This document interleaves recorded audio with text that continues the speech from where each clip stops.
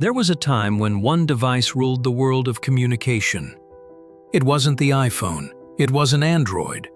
It was a little brick of plastic and buttons that became so addictive, people nicknamed it the Crackberry. Blackberry wasn't just a phone, it was a status symbol, a lifeline, and for nearly a decade, the most powerful tool in business and politics. Presidents wouldn't give it up. CEOs swore by it, entire industries ran on it. But just as quickly as it rose, it fell. Crushed by a wave of innovation it never saw coming.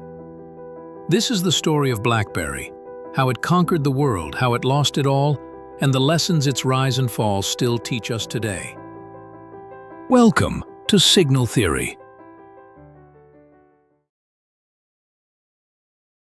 The Blackberry story begins in Waterloo, Ontario, a small Canadian city surrounded by farmland. It wasn't Silicon Valley, and it wasn't the kind of place you'd expect the world's most powerful communication device to be born. In 1984, two engineering students, Mike Lazaridis and Douglas Fragin, launched a little startup called Research in Motion, or RIM. Their office? A rented space above a bagel shop. Their dream? To build something in electronics that could stand alongside the giants of the era. Early on, RIM experimented with all sorts of projects. They made circuit boards for televisions. They tinkered with film editing equipment. They weren't household names, but they were solving small technical problems for bigger companies. Then came their breakthrough: wireless data transmission. At the time, mobile phones were still considered luxury toys, mostly for wealthy business people. They made calls, but that was it. If you wanted to check your email, you had to be chained to a desk, staring at a bulky beige computer. But what if email could travel through the air, like a phone call? What if information could be portable? Lazaridis was obsessed with this idea. He and his team created software that could send tiny data packets through underused parts of existing cellular networks. It wasn't fast, but it was efficient. And it was secure. The technology first appeared in pagers, but by 1999 it evolved into the Blackberry 850. It didn't even make phone calls. It was basically a two-way pager with email. But that one feature, mobile email, was revolutionary. For the first time in history, people could respond to work messages on the go. It was like teleporting the office into your pocket. And for executives who lived on deadlines, that was priceless. The effect was immediate. People got hooked. They checked emails at dinner, at airports, even in bed. The device was so addictive it earned a nickname that would stick forever: the Crackberry. Blackberry didn't just invent a new gadget. It invented a new behavior: the culture of being always on. By the early 2000s, Blackberry was no longer a niche gadget. It was a global status symbol. If you were a rising executive, you needed one. If you worked in finance, government, or law, it was practically a requirement. The sight of someone rapidly thumb-typing on a Blackberry became shorthand for importance. You weren't just busy, you were essential. Even celebrities bought in. Musicians, actors, athletes, they carried Blackberries everywhere. It wasn't glamorous in design, but it signaled influence. Photos of celebrities in the mid-2000s often featured one hand holding a Blackberry, even on red carpets. And then there were the politicians. Perhaps the most famous Blackberry user was Barack Obama. When he became president in 2009, the Secret Service insisted he give up his device for security reasons. But Obama pushed back, saying he couldn't live without it. Eventually, they gave him a heavily modified Blackberry. That moment cemented the brand's reputation. If the most powerful man in the world trusted Blackberry, so could you. But it wasn't just image. The technology itself was unmatched. BlackBerry's emails passed through its own encrypted servers, protected from prying eyes. This gave corporations and governments peace of mind in an age when digital security was becoming a real concern. And then there was the keyboard. Those little buttons with their satisfying click became iconic. People prided themselves on how fast they could type with their thumbs. In a world before autocorrect and predictive typing, BlackBerry's keyboard felt unbeatable. The numbers reflected the craze. By 2009, BlackBerry commanded nearly 20% of the global smartphone market, and in North America, its share peaked at more than 50%. It wasn't just selling phones, it was shaping culture. In many ways, BlackBerry defined what we now call the smartphone, but ironically, that definition would soon leave it behind.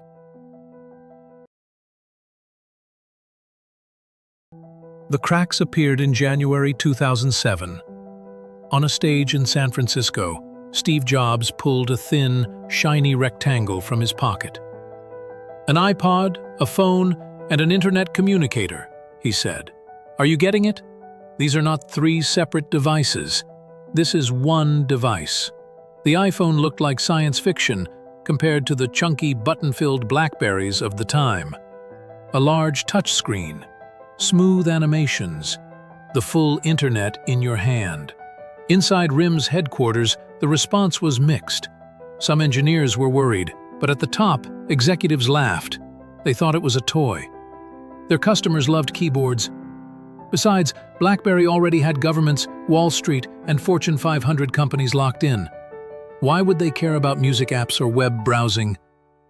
But this was the miscalculation. The iPhone wasn't just a phone. It was a platform.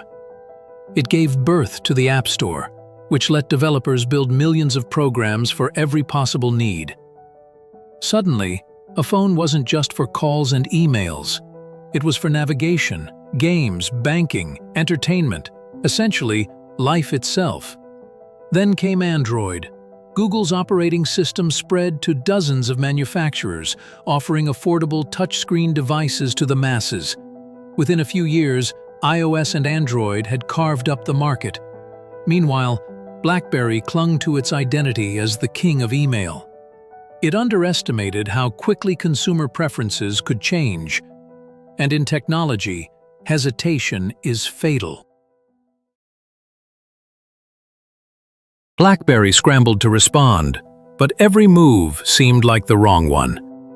Their first big counterpunch was the BlackBerry Storm in 2008. Their attempt at a touch-screen phone, but it was rushed.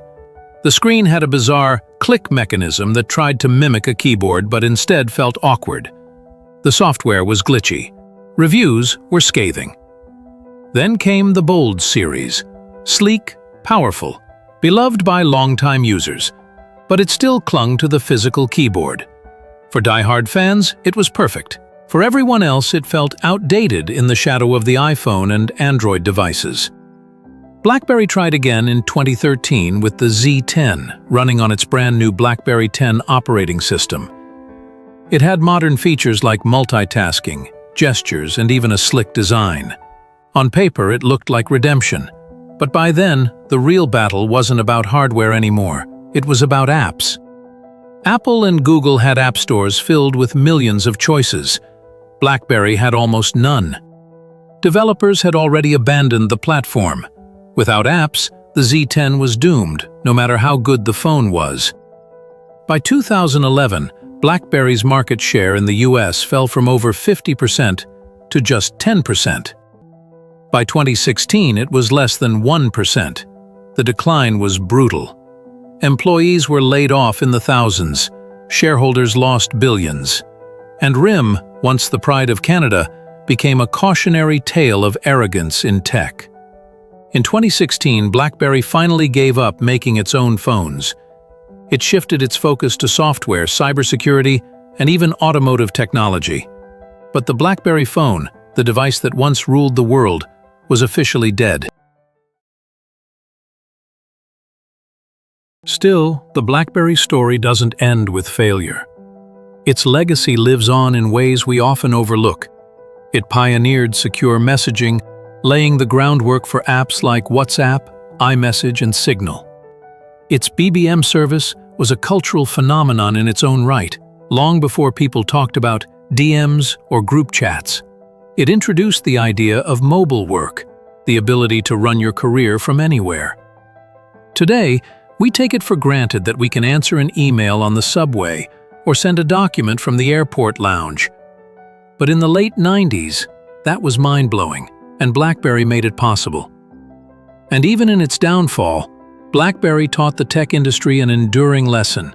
Success can breed blindness. They were so confident in their dominance that they dismissed competition. They believed their customers would never abandon them, but in technology, change is constant. If you don't adapt, you disappear. Today, BlackBerry survives quietly as a software company, but the phones? They remain a relic of a different era. For those who once owned one, the memory is powerful. The click of the keyboard, the blinking red light, the rush of being connected. It was more than a device. For a moment in time, it was the world's most important link. You've been watching Signal Theory. The BlackBerry may be gone, but its story is a reminder of how quickly technology can shift beneath our feet.